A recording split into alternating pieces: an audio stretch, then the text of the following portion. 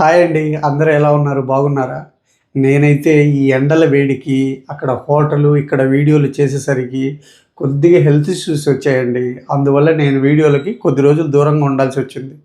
భగవంతుడి దయ వల్ల కోలుకున్నాను కాబట్టి మళ్ళీ ఈరోజు మీ ముందుకొచ్చాను. ఈరోజు మన వీడియోలో అయితే బిర్యానీ గోంగూర. మనం ఫంక్షన్‌కి కానీ, లేదా హోటల్‌కి గానీ, రెస్టారెంట్‌కి వెళ్ళినప్పుడు ముక్కలు తక్కువైనా, "ఏ బాబు కొద్దిగా గోంగూర ఏవయ్యా" అని అడుగుతాం. మరి ఆ బిర్యానీకి, ఆ గోంగూరకి కాంబినేషన్ ఏందో కానీ అస్సలు అర్థం కాదండి. అంత టేస్టీగా ఉంటుంది. మరి ఆ గోంగూరని చాలా సింపుల్‌గా తక్కువ పదార్థాలతో ఎలా చేయాలో మనం ఈ వీడియోలో చూసేద్దాం రండి. ముందుగా స్టవ్ మీద కడాయి పెట్టుకొని ఒక 3 టేబుల్ స్పూన్లు ఆయిలు.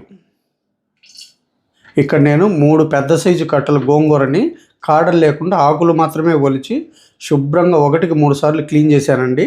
ఇది వెయిట్ ప్రకారం అయితే కనుక మనకు అరకిలో వచ్చిందండి. ఇప్పుడు ఈ అరకిలో గోంగూరకి తగ్గట్టుగా మిగిలిన పదార్థాలని మనం వేసుకుందాం. ఆయిల్ వేడైందండి. సన్నగా కట్ చేసిన ఒక మీడియం సైజు ఉల్లిపాయ.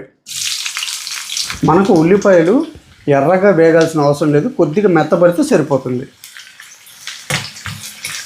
మరి మనకి ఎర్రగా వేగితే కనుక రుచి మారిపోతుంది. ఇందులోనే మనం ఫ్రెష్గా నూరుకున్న ఒక 1/2 టేబుల్ స్పూన్ అల్లం వెల్లుల్లి పేస్ట్. ఇప్పుడు ఈ అల్లం వెల్లుల్లి పేస్ట్ను పచ్చివాసన పోయేంత వరకు వేపుకుందాం. అల్లం వెల్లుల్లి పేస్ట్ వేగిందండి. ఇప్పుడు ఇందులో ఒక 100 గ్రాములు సన్నగా కట్ చేసిన పచ్చిమిర్చి. మనం పచ్చిమిర్చిని ఇలా ముక్కలుగా కట్ చేసుకుంటే మనకు త్వరగా మగ్గుతాయి. మనకి ఏంటంటే తినేటప్పుడు ఆ తొక్కలు అనేటివి కనపడకుండా ఉంటాయి. ఇప్పుడు స్టవ్ని లో టు మీడియం అడ్జస్ట్ చేసుకుంటూ ఈ పచ్చిమిర్చి మెత్తబడేంత వరకు వేపుకుందాం. పచ్చిమిర్చిని కూడా ఇలా మగ్గించుకున్నాం కదా. ఇప్పుడు ఇందులోనే సన్నగా కట్ చేసిన ఒక పెద్ద సైజు టమాటా.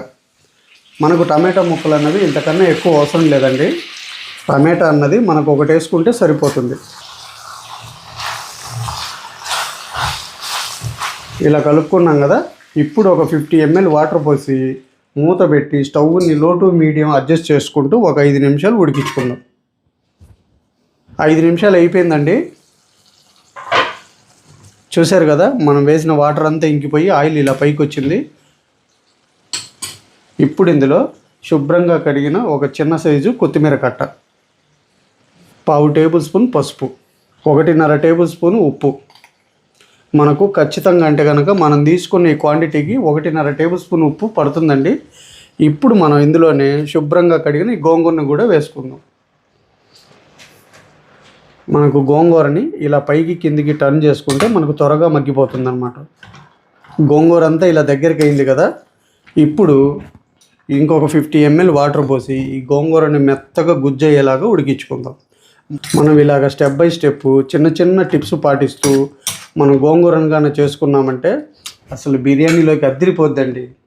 ఆ రుచిని మాటల్లో చెప్పలేం, అంత కమ్మగా ఉంటుంది. ఇప్పుడు మూత పెట్టుకొని స్టవ్ని లో టు మీడియం అడ్జస్ట్ చేసుకుంటూ ఒక 8 నిమిషాల పాటు గోంగూరని మెత్తగా ఉడికించుకోవాలి. 8 నిమిషాలు అయిపోయిందండి. చూశారు కదండి, 8 నిమిషాలకి మనం వేసిన వాటర్ అంతా ఇంకిపోయి గోంగూర చక్కగా ఉడికిపోయింది. ఇప్పుడు స్టవ్ ఆఫ్ చేసుకొని చల్లార్చుకుందాం. మనకి టయాలు ఇవన్నీ ఎందుకు అనుకుంటే కనుక మనం వేసిన వాటర్ అంతా పూర్తిగా ఇంకిపోయి ఆయిల్ పైకి వచ్చేంత వరకు ఉడికించుకుంటే మనం వేసిన పచ్చిమిర్చి కానీ, టమాటా కానీ, గోంగూర కానీ మెత్తగా ఉడికిపోతాయి.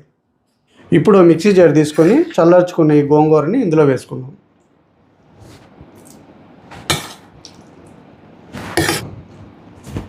ఇప్పుడు పల్స్ ఇచ్చుకుంటూ మెత్తగా గ్రైండ్ చేసుకుందాం. చూశారు కదండి, బిర్యానీ గోంగూర అయితే రెడీ అయిపోయింది. మనకు మామూలుగా గోంగూర పచ్చడిలా కచ్చా పెచ్చగా కాకుండా మనకు బిర్యానీలోకి ఇలా మెత్తగా గ్రైండ్ చేసుకోవాలి.